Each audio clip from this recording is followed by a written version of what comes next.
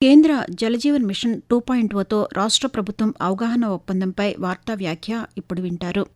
దేశవ్యాప్తంగా ప్రతి గ్రామీణ గృహానికి పైపుల ద్వారా సురక్షిత తాగునీటిని అందించే లక్ష్యంతో కేంద్ర ప్రభుత్వం 2019 ఆగస్టు నుంచి రాష్ట్రాల భాగస్వామ్యంతో జల్జీవన్ మిషన్ హర్ఘర్ జల్ పథకాన్ని అమలు చేస్తోంది. తొలుత 2024 వరకు నిర్దేశించిన జల్జీవన్ మిషన్ అమలు కాలపరిమితిని 2028 డిసెంబర్ వరకు పొడిగించాలని నిర్ణయించింది. జేజేఎం 2.0 పేరుతో పొడిగించబడిన ఈ పథకం కింద వికసిత్ భారత్ 2047 లక్ష్యాల్లో భాగంగా ప్రతి ఇంటికి 24 గంటలు తాగునీరు అందించేందుకు చర్యలు చేపడతారు. పైప్లైన్ల ఏర్పాటు నుంచి నీటి సేవలను సమర్థవంతంగా అందించేలా గ్రామ నీటి, పారిశుధ్య కమిటీల ద్వారా స్థానిక నిర్వహణకు ప్రాధాన్యతనివ్వబడుతోంది. గ్రామీణ ప్రజల జీవన ప్రమాణాలను పెంచడం, మహిళల శ్రమను తగ్గించడం ప్రధాన ఉద్దేశం. ఈ కొత్త దశ మౌలిక సదుపాయాల కల్పనతో పాటు నీటి సరఫరా, నిలకడతనం, నాణ్యతపై దృష్టి సారిస్తోంది. జల్జీవన్ మిషన్ 2.0పై కేంద్ర ప్రభుత్వం, ఆంధ్రప్రదేశ్ ప్రభుత్వాల మధ్య ఇటీవల కుదిరిన ఒప్పందం రాష్ట్రంలో 2028 డిసెంబర్ నాటికి ప్రతి గ్రామీణ ఇంటికి పైపుల ద్వారా సురక్షిత తాగునీటిని అందించాలనే లక్ష్య సాధన దిశగా ముందుకు సాగుతోంది.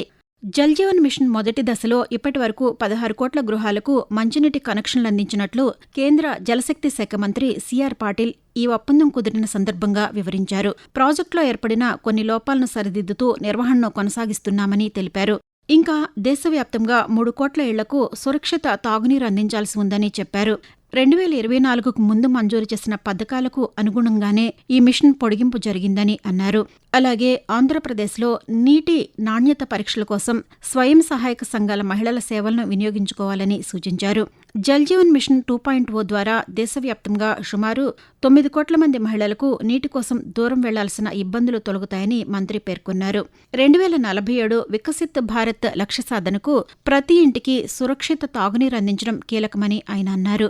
హర్ఘర్ జల్ కార్యక్రమంలో భాగంగా ప్రతి పల్లెకు, ప్రతి ఇంటికి సురక్షిత తాగునీటిని నిరంతరాయంగా అందించే లక్ష్యంతో పనిచేస్తున్నట్లు ఆంధ్రప్రదేశ్ ముఖ్యమంత్రి నారా చంద్రబాబు నాయుడు పేర్కొన్నారు. ఆంధ్రప్రదేశ్లోని ప్రతి గ్రామీణ ఇంటికి నిరంతర మంచినీటి కనెక్షన్లు, మెరుగైన ఆరోగ్యం, మహిళలకు సులభమైన నీటి లభ్యత వంటి దీర్ఘకాలిక ప్రయోజనాలు లభిస్తాయి. సుమారు 24 లక్షల గ్రామీణ గృహాలకు సురక్షితమైన మంచినీరు అందనుంది. 2028 నాటికి రాష్ట్రంలోని మిగిలిపోయిన పనులను పూర్తి చేయడంతో పాటు ప్రతి వ్యక్తికి రోజుకు 55 లీటర్ల సురక్షిత నీటిని అందించే లక్ష్యాన్ని వేగవంతం చేస్తోంది. కేవలం మౌలిక సదుపాయాల కల్పనే కాకుండా 24 గంటలు స్వచ్ఛమైన నీటిని అందించడంపై ఈ పథకం దృష్టి సారిస్తోంది.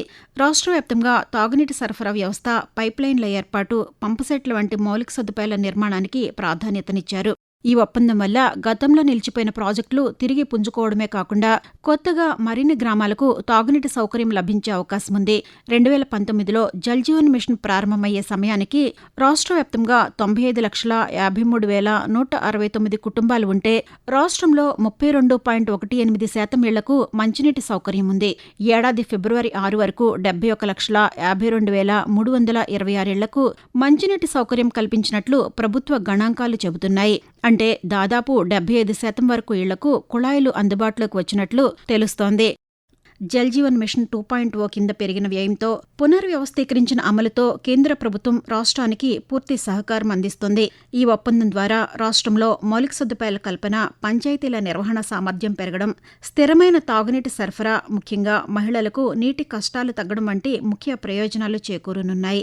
నీటి నిల్వ, పంపిణీ వ్యవస్థలను ఆధునికీకరించడం, మారుమూల ప్రాంతాలకు పైప్లైన్ వ్యవస్థను విస్తరించడం, తాగునీటి వ్యవస్థల నిర్వహణ, పర్యవేక్షణ బాధ్యతను స్థానిక పంచాయతీలకు అప్పగించడం ద్వారా వ్యవస్థ బలోపేతమవుతుంది.